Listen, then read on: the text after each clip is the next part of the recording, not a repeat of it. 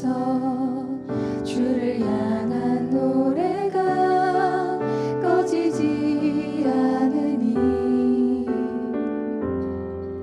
하늘을 열고 보소서.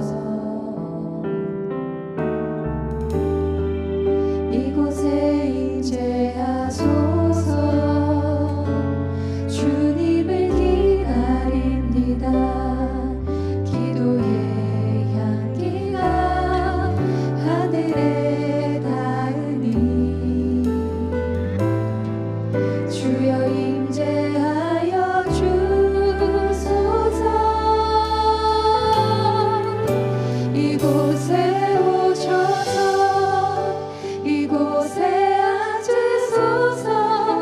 이곳에서 드리는 예배를 받으소서.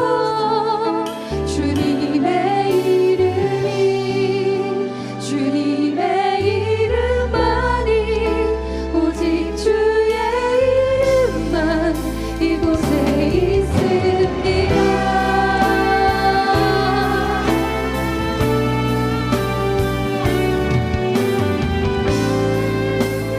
한번 고백할까요? 하늘의 문을 여소서. 하늘의 문을 여소서. 이곳을 주목하소서. 주를 향한 노래가 꺼지지 않으니 하늘을 열고 보소서. 이곳에 임재하소서. 주님을 기다립니다.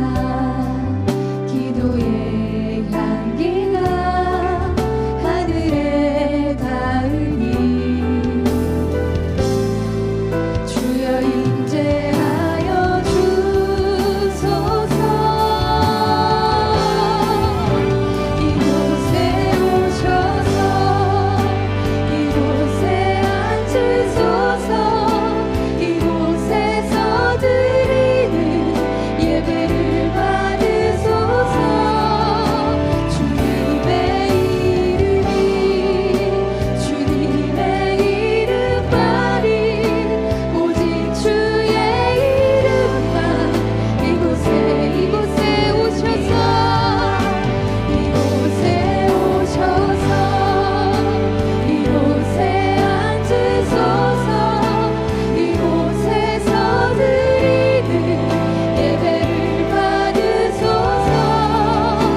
주님의 이름이 주님의 이름만이 오직 주의 이름만 이곳에 오셔서 이곳에 오셔서 이곳에 앉으소서.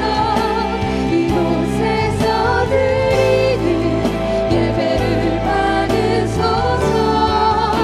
주님의 이름이 주님의 이름만이 오직 주의 이름만 이곳에 있습니다.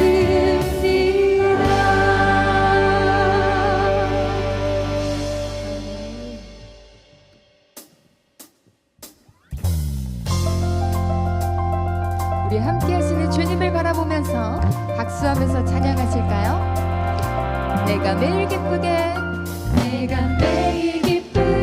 순례의 길에 가면 주의 팔이 나를 안보함이요.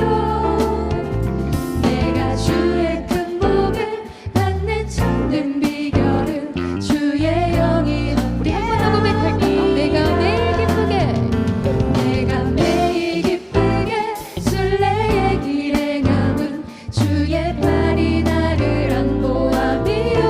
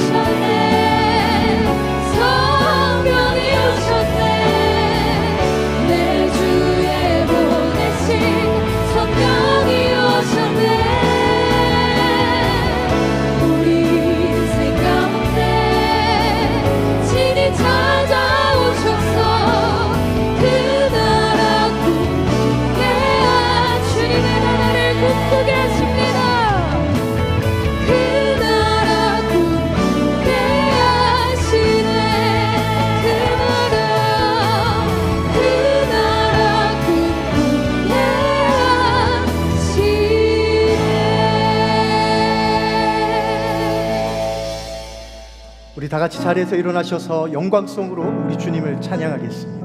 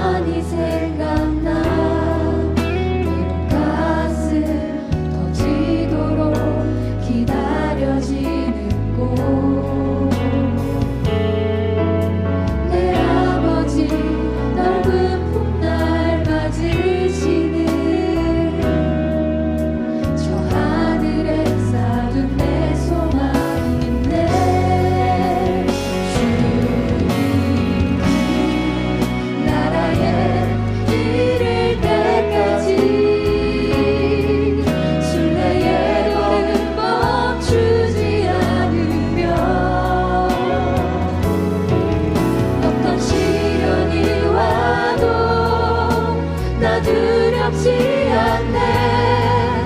주와 함께 걷는 이 길, 그 나라에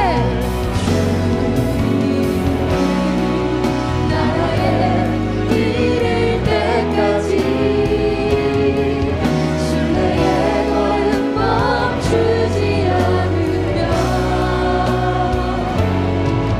어떤 시련이 와도 나 두렵지 않네.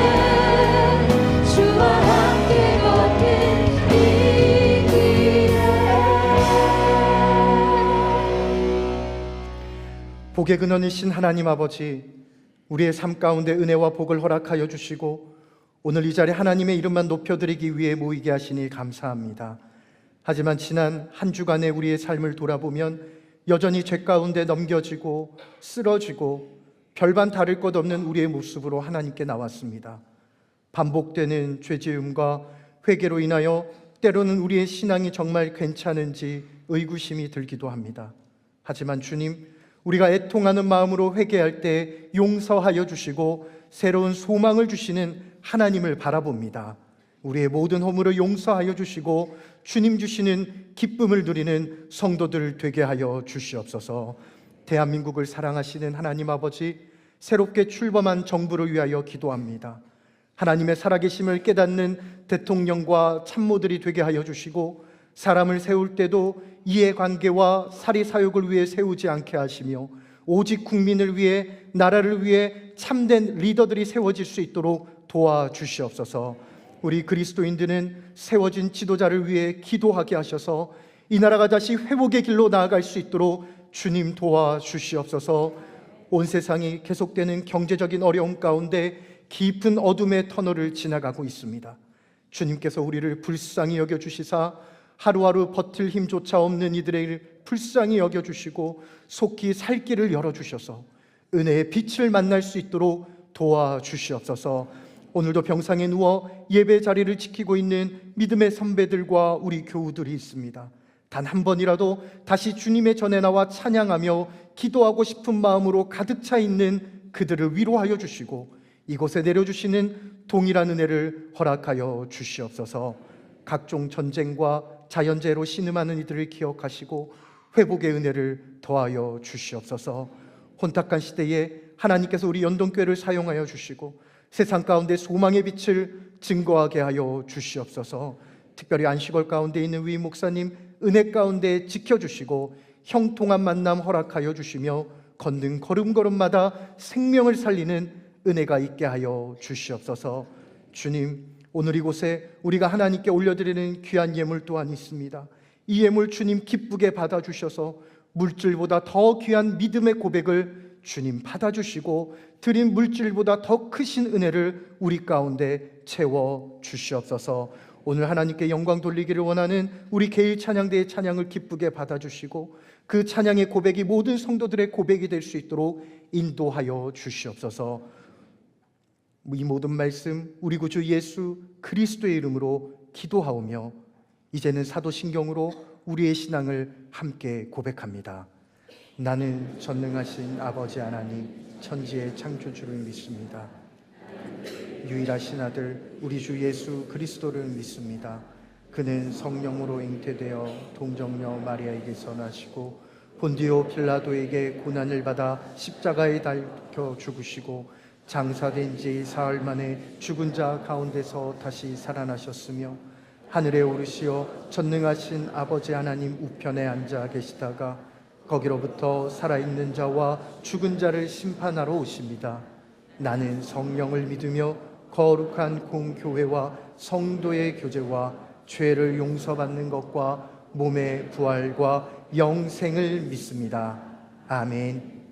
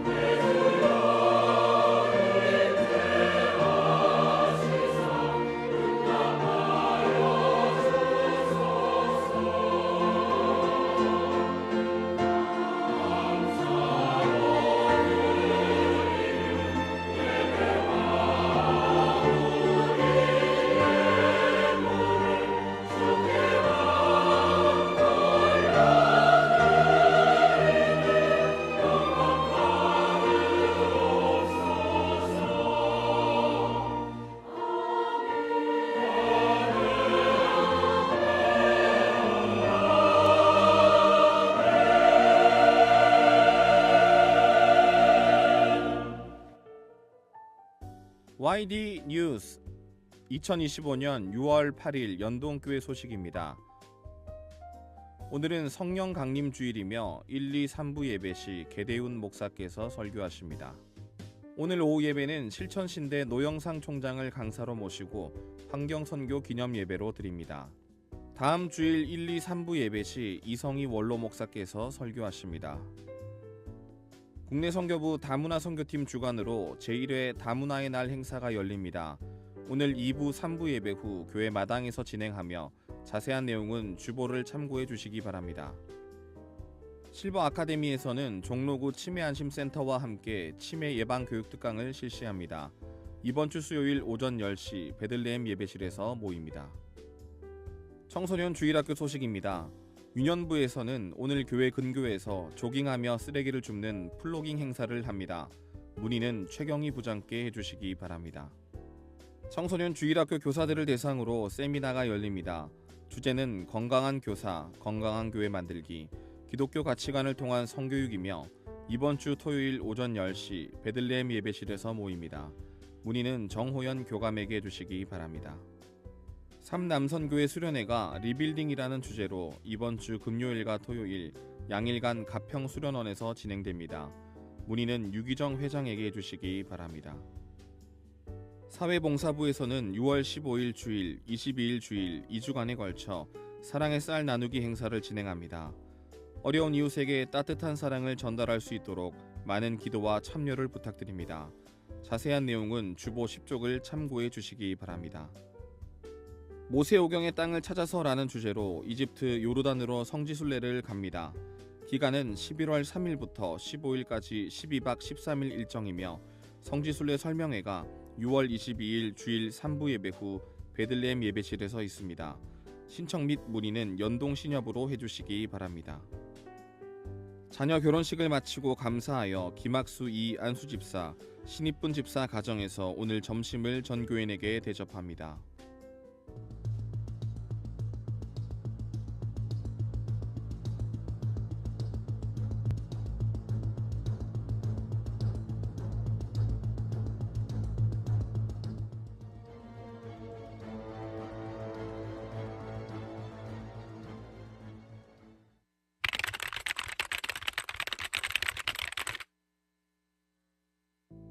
연동교회는 하나님의 창조 질서 회복과 환경 문제에 대한 신학적, 윤리적 책임을 되새기며 환경 보호 운동에 적극적으로 참여하고자 6월 8일 주일을 환경 선교 주일로 지킵니다. 연동교회의 녹색교회를 위한 5가지 실천 사항인 텀블러 사용하기, 장바구니 이용하기, 대중교통 이용하기, 분리수거 잘하기, 가까운 곳은 걸어가기, 이 5가지를 잘 실천하여 하나님 나라 창조 질서 회복에 앞장서고 하나님을 기쁘시게 하는 연동교회 성도가 됩시다. 오늘도 은혜로운 주일 되시기 바랍니다. YD 뉴스 앞서 광고 드린 대로 오늘은 성령 강림 주일입니다. 특별히 오후 예배는 실천신학대학원 대학교 총장이신 노영상 목사님을 모시고 환경선교 주일을 기념하여 예배를 드립니다. 함께 참석해 주시길 바랍니다. 다음 주 1, 2, 3부 설교는 원로 목사님께서 말씀을 증거하십니다. 위 목사님께서는 현재 안식월 가운데 계십니다. 참된 안식월 가운데 평안을 누리고 하나님께서 주시는 꿈과 비전을 발견할 수 있도록 계속해서 기도 부탁드립니다. 다문화 선교팀 주관으로 오늘 제1회 다문화의 날 행사가 2부, 3부 지금도 밖에서 진행되고 있습니다. 2, 3부 예배 후에 계속해서 진행이 됩니다. 많이 참석해 주십시오. 오늘 오전 6시 30분부터 준비를 하셨다고 합니다. 풍성하게 준비하셨는데 함께 참석하셔서 격려하시고 힘을 더해 주시길 부탁드립니다. 그 외의 소식들은 주보를 참조해 주시길 바랍니다. 오늘 우리 교회 처음 오신 분 계시면 손들어 표해 주시길 바랍니다.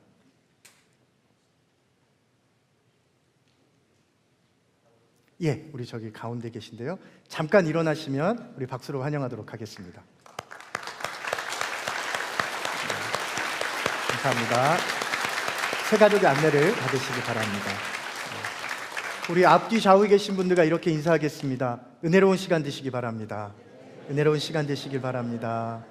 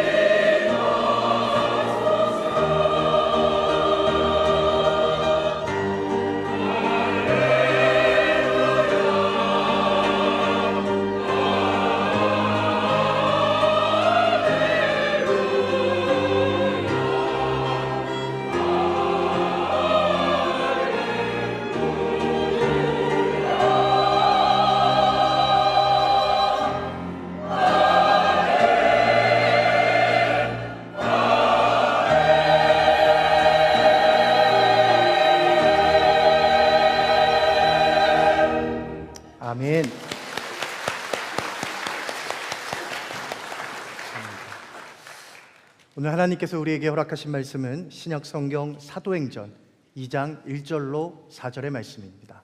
신약성경 사도행전 2장 1절로 4절의 말씀입니다. 살아계신 하나님의 말씀을 제가 받들어 읽겠습니다.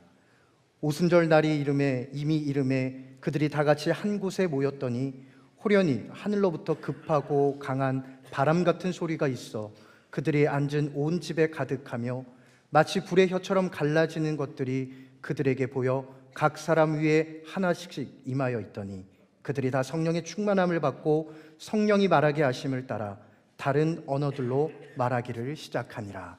이는 하나님의 말씀입니다. 아멘. 여러분, 우리는 지금 대한민국을 살아가고 있습니다. 대한민국 안에서 대한민국의 땅을 밟으며 살아가고 있습니다. 여러분, 대한민국은 하나님께서 사랑하시는 나라가 맞습니까? 왜 이렇게 자신감이 없으세요? 대한민국은 하나님께서 포기하지 않으시는, 하나님이 사랑하시는 특별한 하나님의 사랑이 임한 나라라고 저는 믿고 확신합니다. 그런데 이 대한민국의 중심을 사람들은 어디라고 얘기합니까? 서울이라고 얘기하죠. 그러면 서울의 중심은 어디라고 얘기합니까?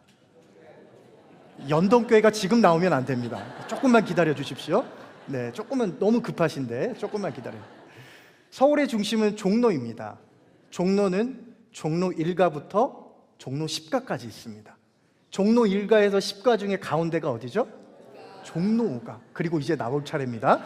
그러면 이 종로 5가의 중심은 어딘가요? 연동교회죠. 다시 말해 우리는 지금 이 대한민국의 중심이라고 하는 곳에서 하나님께 예배를 드리고 있습니다. 그렇다면 오늘 이 자리에 앉아 있는 저와 여러분의 가장 중심에 무엇이 자리 잡고 있습니까? 우리는 대한민국 중심에서 예배를 드리지만 한번 스스로 반문해 보십시오.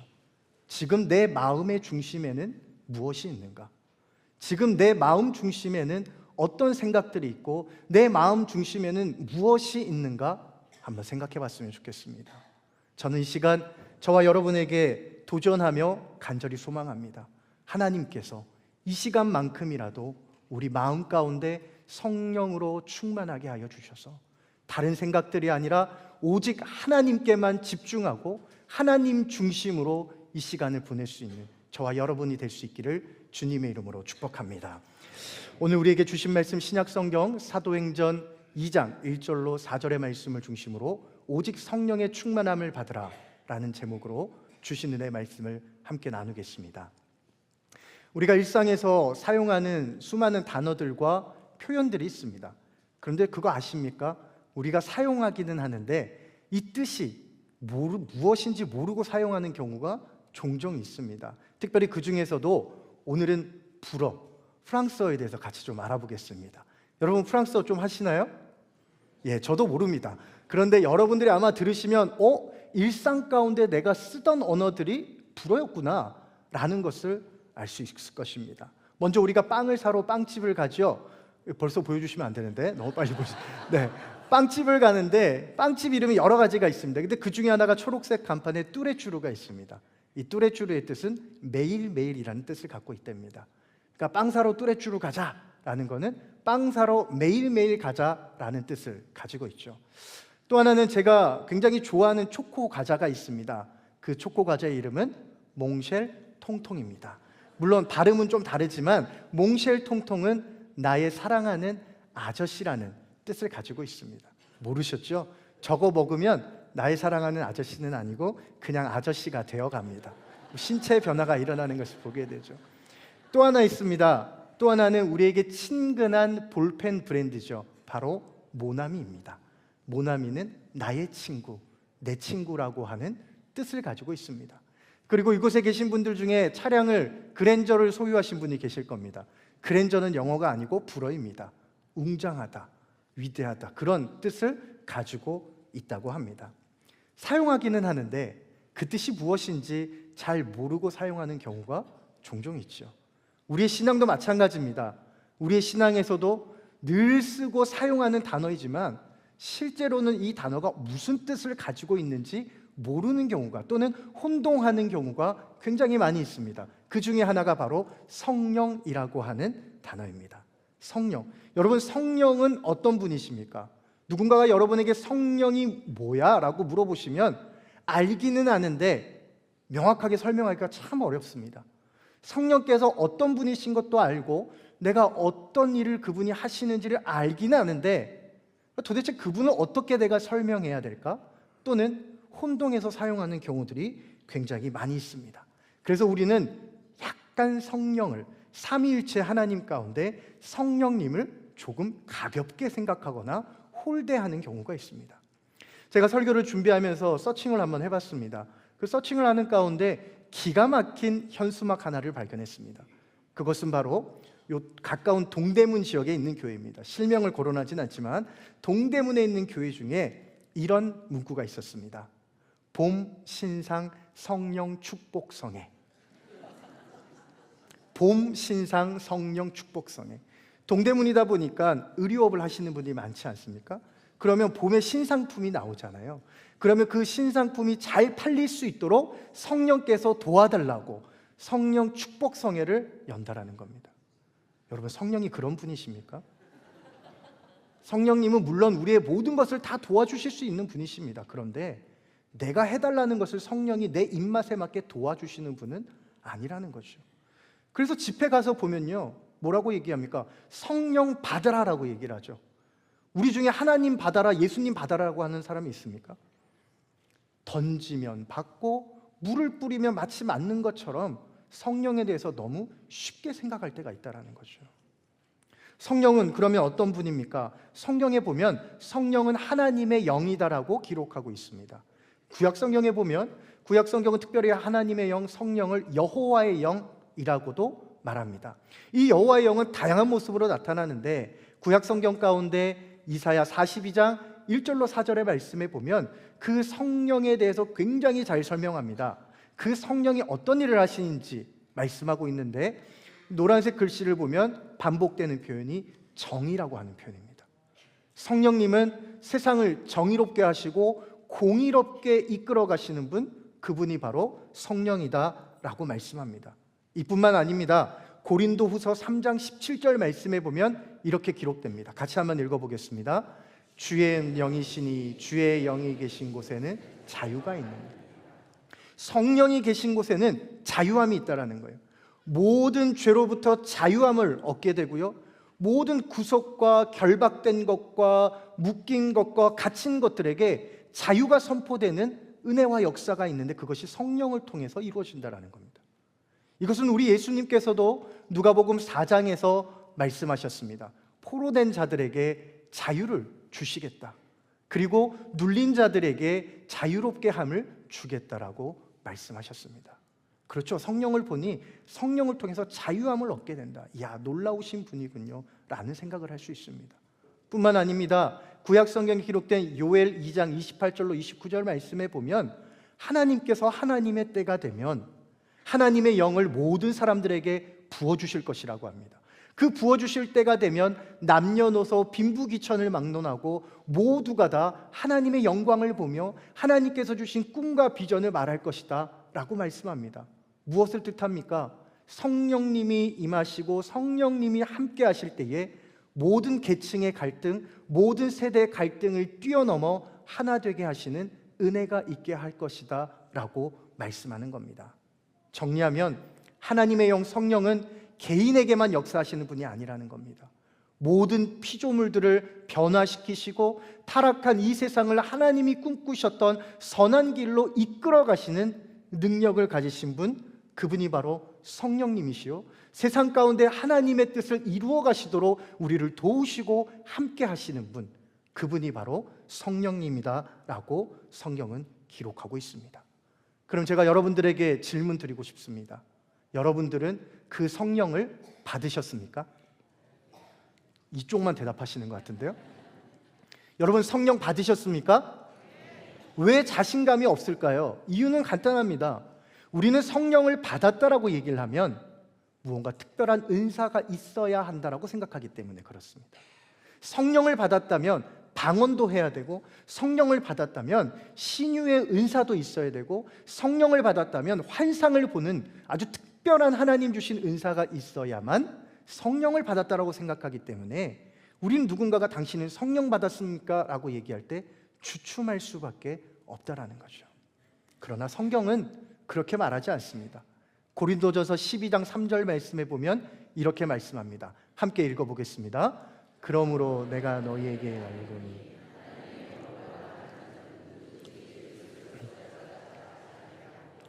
또 성령으로 아니하고는 누구든지 예수를 주시라 할 수 없느니라. 무슨 말씀입니까? 우리 중에 이곳에 예배드리는 분들 중에 예수 그리스도가 나의 구주라고 고백하는 것은 누구로 인해서 고백하는 거라고요? 성령을 통해서 고백하는 거예요. 다시 말해 내가 예수 그리스도를 구주로 고백하고 그분이 나의 메시아요, 그리스도는 주시오, 예수님은 나의 그리스도십니다 라고 고백하는 것은 내 의지로 되는 것이 아니라 내 안에 계시는 성령으로 말미암아 고백되어진다라는 겁니다. 그러므로 이곳에 계신 성도님들 가운데 예수 그리스도를 나의 구주로 고백하고 그분이 메시아요 그리스도라고 고백할 수 있는 분들은 성령 받았음을 믿고 확신하시기 바랍니다. 그렇기 때문에 자꾸 우리는 여기저기 성령을 받기 위해서 기웃기웃거리며 애쓸 필요가 없다라는 거예요. 이미 우리 안에 성령이 계시기 때문에 우리는 성령을 받는 것에 애쓰는 것이 아니라 성령 충만하기 위해 애써야 하는 것을 우리는 알 수 있습니다. 오늘 우리가 성경 읽은 말씀도 그렇습니다. 우리가 읽은 성경 말씀에서도 뭐라고 얘기합니까? 그 성령이 마가의 다락방에 임했다라고 얘기하죠.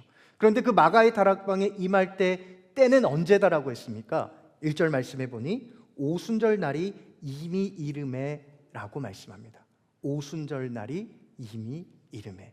오순절이라고 하는 표현은 철저한 유대교적, 유대인적 이 표현입니다.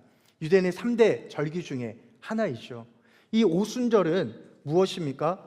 유월절 이후에 무교절로부터 시작된, 그 무교절 다음에 돌아오는 초실절로부터 50일이 지난 다음이 오순절이에요. 구약 성경에서는 77절이라고도 얘기를 합니다. 그리고 이 77절이 신약 시대에 넘어와서는 오순절이라고 명칭이 되는 거죠. 그리고 이날은 어떤 날이냐면 우리 예수님께서 누가복음에서 말씀하셨습니다. 내가 없더라도, 내가 가더라도 너희는 너희에게 내가 약속한 것을 보낼 때까지 이 성에 머물며 기다리라 말씀하셨습니다. 그때 약속하신 것이 무엇이냐? 바로 성령이고 그 하나님께서 성령을 보내신 날이 바로 성령 강림 주일입니다. 그래서 우리는 성령 강림 주일을 지키는 거죠. 그런데 여러분, 이것을 구약 성경에서 찾아보면 굉장히 놀라운 은혜들을 발견하게 됩니다. 특별히 저는 오늘 이 시간 그 말씀들을 나누기 전에 우리 교회 뒤에 있는 이 스테인글라스를 먼저 한번 보기를 원합니다. 여러분, 스테인글라스를 한번 보시죠. 이 스테인글라스를 보면 그냥 아무것도 아닌 것 같지만 문양들이 있습니다. 이 문양들이 바닥에서부터 한번 찾아가 보십시오. 뾰족한 모습이 위로 올라가는 형상을 한 모양들이 있습니다. 한번 잘 보십시오. 나팔불 모양을 해서 위로 올라가는 모양이 있고 맨 위에서부터 보시면 위에서부터 아래로 내려오는 방향이 있습니다. 그리고 그것이 중간에서 한번 만나는 큰 꼭지점이 있는데 그것이 바로 십자가입니다. 저는 이 스테인글라스를 볼 때 어떻게 해석하느냐? 아래에서부터 올라가는 것은 하나님을 향한 우리의 간절한 기도입니다. 하나님을 만나고 싶고 하나님께서 주신 응답 가운데 나아가고 싶어하는 성도들의 기도와 간절한 마음이요, 하늘에서부터 내려오는, 우리를 찾아 내려오시는 하나님의 형상을 표현하고 그 내려옴과 올라감이 중간에 만나는 곳이 바로 십자가요, 그 가운데 성령 하나님께서 계신 것을 보게 됩니다. 이것은 철저하게 제 개인적인 해석입니다. 작가의 의도는 어떤지 모르지만 저는 우리 교회 본당에 와서 스테인글라스를 보며 기도할 때마다 항상 그 생각을 합니다. 하나님, 올려드리는 기도가 하나님께서 우리를 만나주시러 오는 그 십자가에서 능력을 이루시어 성령으로 우리가 그것을 보게 하여 주시옵소서. 얼마나 놀라운 은혜입니까? 뿐만이 아닙니다. 이 구약 성경에서 살펴보면 오순절은 하나님의 기가 막힌 약속의 성취였습니다. 여러분, 출애굽기 19장 말씀에 보면 모세가 시내산에서 하나님의 계명을 받을 때에 이렇게 기록합니다. 그들이 출애굽한 지 3개월째 되던 해라고 얘기합니다. 3개월째 되던 해. 출애굽은 언제 했습니까? 유월절을 지나고 무교절 기간 가운데 출애굽을 하지 않았습니까? 그리고 그때로부터 3개월째 되던 해에 모세가 돌판에 십자가를 받았고요. 예수님께서 돌아가실 때에 어느 명절에 돌아가셨습니까? 6월절 무교절 명절 기간에 돌아가시지 않았습니까? 그리고 그 예수님의 죽으시고 부활하신 이후에 기쁨의 며칠을 보냈습니까? 50일을 보냈습니다. 그리고 그때에 성령 강림 사건이 일어났습니다. 여러분, 이것은 단순한 우연의 일치가 아닙니다. 하나님께서는 이미 구약 말씀 가운데 예레미야를 통해서 우리에게 약속하셨습니다. 이제는 내가 너희들과 새로운 언약을 맺고 새로운 약속을 할 것인데, 그것은 돌판에 새겨져서 깨어지는 것이 아니라 너희들 마음에 새겨서 영원히 변하지 않는 약속, 새 약속을 너희들에게 줄 것이다 라고 말씀하셨거든요. 이것을 예레미야 31장 33절 말씀에서는 이렇게 고백합니다. 그러나 그날 후에 내가 이스라엘 집과 맺을 언약은 이러하니 곧 내가 나의 법을 그들 속에 두며 그들의 마음에 기록하여 나는 그들의 하나님이 되고 그들은 내 백성이 될 것이라 여호와의 말씀이니라. 더 이상 돌판에 새긴 것이 아니라 너희들 마음에 새긴 언약의 약속을 줄 것인데, 그 약속이 성령을 통해서 오늘 이 성경에 기록된 성령 강림절에 이루어졌다라는 겁니다. 제자들과 함께 성령을 기다리던 사람들이 한 곳에 모여 있었습니다. 마가의 다락방에 있었습니다. 그런데 2절 말씀을 보니 이렇게 기록합니다. 호련히 하늘로부터 급하고 강한 바람과 같은 소리가 있었고, 3절 말씀에 보니 불의 혀처럼 갈라지는 것들이 각 사람 위에 임하였더라. 성경은 기록합니다. 이 모습은 시내산에서 하나님께서 이스라엘 백성들에게 나타나셨을 때 그때의 모습과 매우 유사합니다. 불 가운데 나타나셨고요, 빽빽한 구름과 우레와 같은 소리 가운데 하나님께서 이스라엘 백성들에게 나타나셨죠. 그리고 오늘 이 성령 강림절 사건 가운데 이스라엘 백성들을 만나주셨던 시내산의 하나님께서 친히 그들을 찾아 내려오심으로 같은 모습으로 만나주고 계심을 우리는 확인할 수 있습니다. 다시 말해 이 성령 강림 주일은 이미 돌판에 새겨졌던 그 하나님의 약속이 우리 안에 인침이 되고 우리 안에 깊이 새겨져서 이제는 깨어지지 않는 하나님의 새로운 약속의 성취의 날이라는 것입니다. 그래서 우리는 얘기하죠. 하나님의 거룩한 언약궤, 거룩한 돌판이 있는 곳을 우리는 구약 성경에서 뭐라고 얘기합니까? 성전이라고 얘기하죠.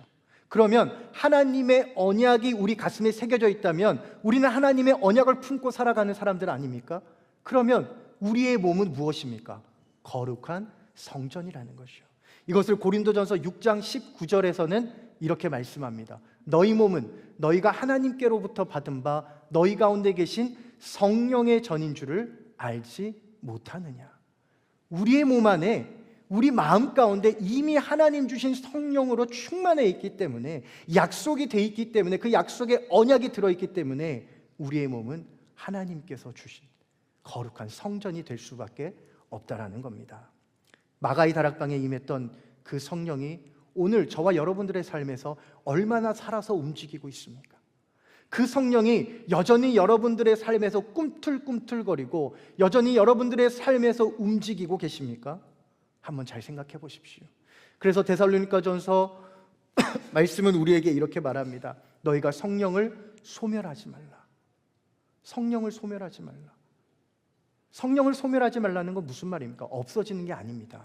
성령을 소멸하지 말라는 것은 성령의 불을 끄지 말라는 겁니다. 소멸은 없애는 게 아니고 불을 끄는 걸 얘기하는 겁니다. 너희 안에 계신 성령이 일하실 수 있도록 그 불을 끄지 말라라는 거예요. 그렇기 위해서 우리는 어떻게 해야 됩니까? 앞에서 얘기한 항상 기뻐하고 쉬지 말고 기도하고 범사에 감사하며 예수 그리스도 안에 거하며 하나님의 뜻을 분별하며 살아야 하는 것입니다. 내 안에 성령께서 역사하시도록, 그 성령의 역사심이 불과 같이 타오르도록 우리는 끊임없이 성령님을 인정하고 그분을 환영하고 그분을 존중하고 그분과 함께 살아가야 하는 것입니다. 성령의 충만함을 받으면 우리의 뜻과 우리의 생각은 사라지게 됩니다. 성령으로 충만하게 되면 내 뜻이 아니라 하나님의 뜻으로 살아가게 됩니다. 왜 그렇습니까? 내 안에 성령으로 가득 차 있기 때문에 그렇습니다. 마태복음 4장 1절 말씀에 보면 이렇게 기록합니다. 예수님께서 광야로 들어가서 시험을 받으실 때에, 마귀에게 시험을 받을 때에 누구에게 이끌리셨다라고 말씀할까요? 성령께 이끌리요. 예수님께서 광야로 들어가신 것은 자신의 생각이 아니었습니다. 성령께 이끌려 가셨다라는 거예요. 여러분들 같으면 광야로 가고 싶으시겠어요? 저는 가고 싶진 않아요. 저는 하루만 굶어도 현기증이 오는 사람입니다. 하나님이 저에게 금식의 은사는 주시지 않은 것 같아요. 너무 서글픕니다. 그런데 예수님은 무려 40일 금식을 하셨거든요. 그것도 속상한데 그 한 주먹거리도 안 되는 마귀가 와서 깐족깐족거린다고 생각해 보십시오.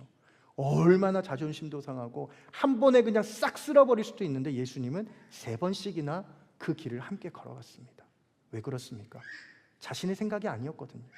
하나님 뜻을 이루기 위해서 성령께서 이끄시는 대로 갔기 때문에, 순종하며 갔기 때문에 하나님 뜻을 이루어드릴 수 있었던 거죠. 우리도 마찬가지입니다. 성령이 우리 가운데 임하시고 성령으로 충만함을 받은 사람은요, 어떤 사람이냐? 내 뜻대로 살아가는 사람이 아닙니다. 전적으로 하나님을 신뢰하는 사람입니다. 내가 가는 길이 캄캄하고 보이지 않는 길이다 할지라도 그 길 가운데 나를 인도하시고 나와 늘 함께 하시는 그 하나님을 신뢰하며 가는 것, 그 성령님을 이끄시는 대로, 성령께서 이끄시는 대로 순종하며 가는 것, 그것이 바로 성령으로 충만한 사람의 모습입니다.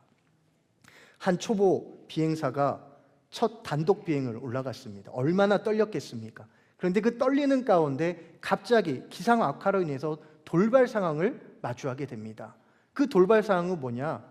앞뒤 좌우가 보이지 않기 시작합니다. 갑자기 생겨난 까만 먹구름으로 인해서 어디가 어딘지 방향 감각도 다 잃어버렸습니다. 그때 이 조종사는 뭘 해야 될까요? 관제탑에 연락을 해야 되죠.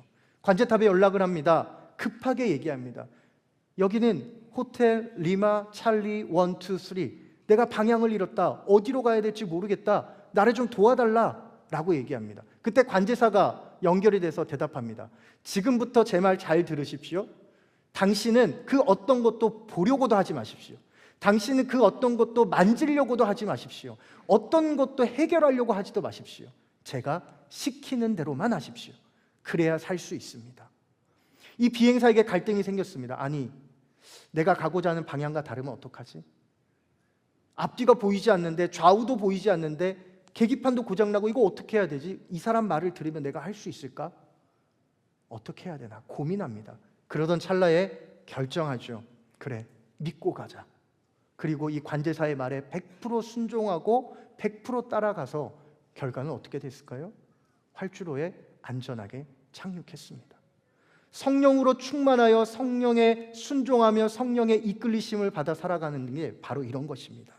우리의 감정이나 우리 감정의 고조나 어떤 능력에 충만해서 마치 조종사가 관제사의 지시에 순종할까 말까 갈등하는 그런 모습이 아닙니다. 완전히 맡기는 겁니다. 내 생각이 아니라 하나님의 생각대로, 비행사의 생각이 아니라 관제사의 생각대로. 왜요? 그것이 살 길이기 때문에 그렇습니다. 성령은 우리 안에서 말씀하시고 우리는 그분께 순종함으로 참된 성령의 충만함을 경험하게 됩니다. 예수님께서 그렇게 하셨고 마가의 다락방에 있던 사람들이 그렇게 함으로 성령의 충만함을 경험했습니다. 저는 오늘 이 시간 저와 여러분에게 도전하고 싶습니다. 우리도 우리의 생각들을 내려놓고 성령 충만함으로 하나님의 뜻대로 살아갈 수 있기를 주님의 이름으로 축복합니다. 성령으로 충만함을 받으면 또 다른 변화가 일어납니다. 하나님의 뜻대로 살아가다 보니 내 뜻은 사라집니다. 그러니 삶의 변화가 일어납니다. 다양한 변화가 일어나는데요, 그 중에 대표적인 변화가 언어가 달라집니다. 말이 달라집니다. 왜 그렇습니까? 내 안에 채워져 있는 것이 바뀌기 때문에 그렇습니다. 우리가 언어, 말이라고 하면 생각나는 성경의 한 대표적인 사건이 있습니다. 그 사건이 바로 바벨탑 사건이죠. 창세기 11장 말씀에 보면 사람들이 탑을 높이 쌓습니다. 왜 쌓습니까? 높이 쌓아서 하나님과 만나고자 했습니다. 그리고 자신들의 이름을 내고자 했습니다.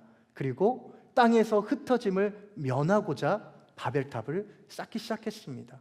그런데 하나님이 그것을 보시고 그 어리석음을 치셔서 어떻게 하셨습니까? 그들의 언어를 혼잡하게 하시고 흩어버리셨습니다. 그것이 바벨탑 사건입니다. 그런데 오늘 성경 사도행전 2장 4절 말씀에 보니 이렇게 기록합니다. 다른 언어들로 말하기를 시작하니라. 다른 언어들로 말하기를 시작하니라. 이 언어는 그들이 평소에 사용하던 언어가 아닙니다. 다른 언어입니다. 다른 언어라고 해서 외계 언어가 아니라 다른 지역의 언어로 말하기 시작했다라는 거예요. 그 자세한 내용들은 사도행전 2장 9절 말씀에 보면 나와 있습니다. 유대인들이 살던, 디아스포라들이 흩어져 살던 그 지역에 있던 말들이 나오기 시작했습니다. 대표적인 말이 누구 말입니까? 어느 나라 말입니까? 로마어가 나왔습니다. 로마 사람들이 그곳에 갔는데, 로마인들 중에 유대인들이 갔는데 거기서 로마어로 말하는 하나님의 말씀을 듣게 되는 거예요. 그리고 거기서 하나님을 알게 되고 예수 그리스도를 영접하게 되면서 로마의 신앙 공동체가 세워졌습니다. 그래서 바울이 얘기했지 않습니까? 내가 남의 터 위에는 다른 것을 세우려고 하지 않노라. 이미 바울이 가기 전에도 로마에는 신앙 공동체가 있었는데 그 공동체 시작이 바로 이 오순절 성령 강림 사건이었다라는 것이죠. 무엇을 얘기합니까? 하나님께서 성령 강림을 통하여 자신들의 소리를 내었던 사람들의 언어를 하나님의 이름을 내는 하나님의 언어로 바꿔버렸다라는 겁니다. 사람들은 늘 자기 이름을 내려고 하고 자기가 하고 싶은 말을 하는데 오늘 성령 충만함을 입고 나니까 그들의 언어가 바뀌기 시작했다라는 거예요. 실제로 성경 말씀을 읽어보면 어떻습니까? 사도행전 1장부터 시작해서 오늘 본문까지 오는 전체 여정들을 읽어보면 제자들과 이 초대교회 성도들의 언어는 항상 그들 안에 머물러 있었습니다. 마띠아를 뽑고 그리고 어떻게 했고 그들 공동체 안에 있는 이야기들로 가득 차 있습니다. 그러나 성령의 충만함을 받고 나서 그들의 언어는 방향을 바꾸기 시작했습니다. 안에 머물러 있던 언어들이 하나님의 이름을 나타내기 위해 밖으로 나가기 시작했습니다. 이것은 하나님께서 성경 가운데 선교하시는 모습을 나타내는 것과 매우 유사합니다. 우리가 성경을 읽다 보면 특별히 구약 성경은 그런 말씀들이 있죠. 하나님께서 이스라엘 백성들을 통해서 하나님의 살아계심을 나타냅니다. 이스라엘 백성들을 보고 이방인들이 찾아와서 보고 하나님의 살아계심을 와 놀랍다고 갑니다. 그것을 우리는 구심적 선교라고 얘기합니다. 구심적 선교. 그런데 이 구심적 선교는 밖에서 안으로 찾아와서 이루어지는 선교인데 신약시대로 넘어오면서 원심적 선교로 바뀝니다. 원심적 선교는 하나님께서 택하신 백성들을 통해서 그 백성들이 밖으로 찾아 나가는 것, 그 백성들이 밖으로 나가면서 그들을 통해서 하나님의 살아계심이 증거되는 것이죠. 마치 이들의 언어와 똑같습니다. 안에 머물러 있던 언어가 구심적이었던 것들이 원심적으로 바뀌면서 하나님의 이름이 사람들에게 증거되기 시작했다라는 겁니다. 그 이유가 뭐라고요? 성령 충만함이라는 겁니다. 성령 충만하면 이렇게 사용하는 언어가 달라지게 됩니다. 이것을 말의 품격이라고 하는 책을 쓴 이기주 작가는 이렇게 얘기했습니다. 말은 곧 그 사람의 인격이다. 말하는 것이 그 사람의 인격이다. 왜 그렇습니까? 안에 있는 것이 밖으로 나오기 때문에 그렇죠. 마태복음 15장 11절에서 우리 예수님께서도 말씀하셨습니다. 입으로 들어가는 것이 사람을 더럽게 하는 것이 아니라 입에서 나오는 그것이 사람을 더럽게 하는 것이니라. 우리 안에 무엇이 있는가가 그 사람이 더럽고 깨끗함을 결정한다라는 거예요. 우리 안에 성령으로 가득 차 있으면 우리의 언어는 결코 사람을 죽이고 사람을 낙심하게 하고 사람을 괴롭히고 사람을 무시하고 사람이 사람답게 살지 못하는 말을 할 수 없다라는 거예요. 악독한 말을 내뱉을 수가 없다라는 겁니다. 왜요? 성령이 우리 안에 계시기 때문에. 야고보서에서도 말씀합니다. 야고보서 3장 11절과 12절에서 이렇게 말씀하죠. 샘이 어떻게 한 구멍으로 단물과 쓴물을 내겠느냐. 약수도에 가보십시오. 그 약수도에서 단물과 쓴물이 같이 나옵니까? 한 가지 물밖에 나올 수 없습니다. 마찬가지입니다.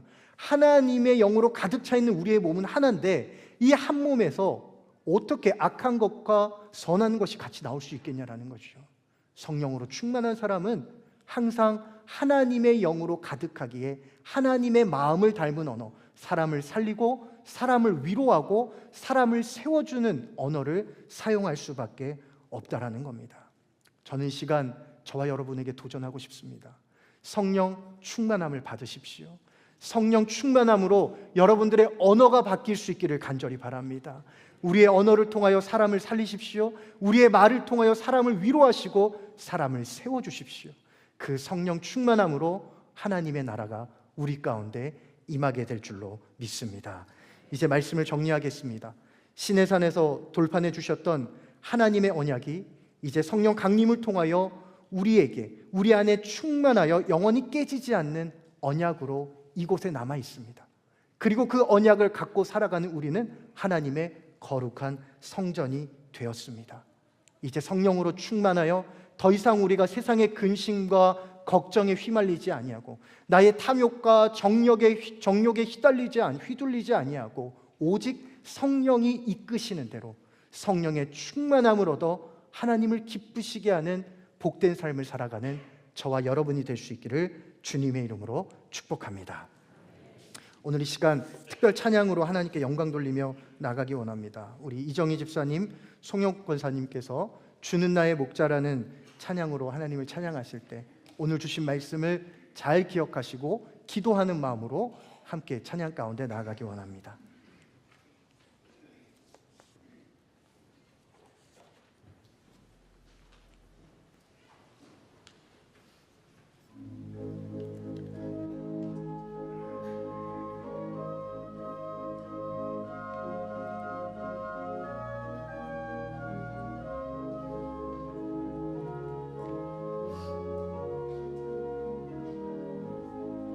주는 나의 목자 부족함 없네 또 그 자비하심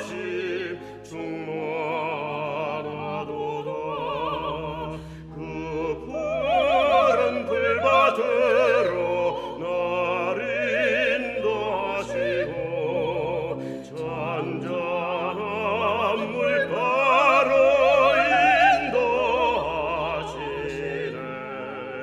내 영이 괴로울 때 위로하시고 참 진리의 길로 인도하시도다 사망이 나를 둘러싸고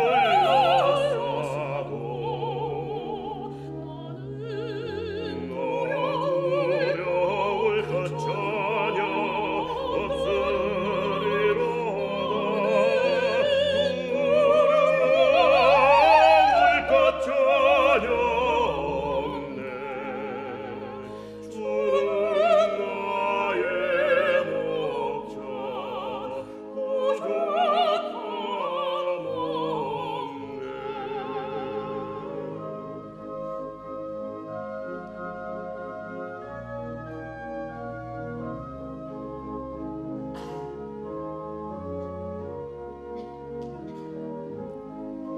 주는 나의 목자를 인도하네 주의 지팡이 나를 안위하고 내 원수 앞에서 상을 주시니 주의 은혜가 가득 넘치나이다 주의 선하심과 인자하심이 나의 평생토록 가득하리니 그 자비하심이 하심이 영원하리니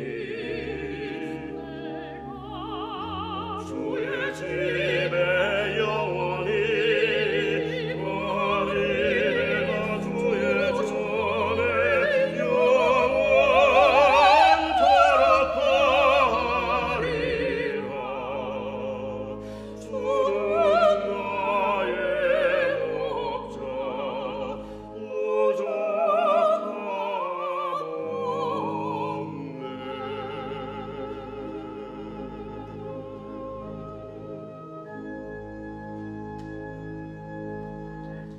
예.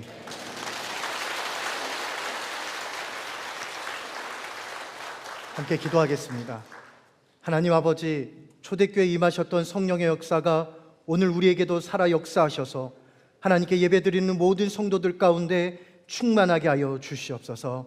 이번 한 주간도 여호와가 우리의 목자가 되어 주셔서 우리를 인도하실 때에 그 목자가 이끄시는 길로 순종하며 나아가게 하여 주시고, 성령 충만함으로 우리의 생각이 아닌 하나님의 뜻을 따라 우리의 언어와 우리의 말이 아닌 하나님의 품격을 가진 그리스도인의 언어를 사용하는 우리 모든 성도들 될 수 있도록 은혜 베풀어 주시옵소서.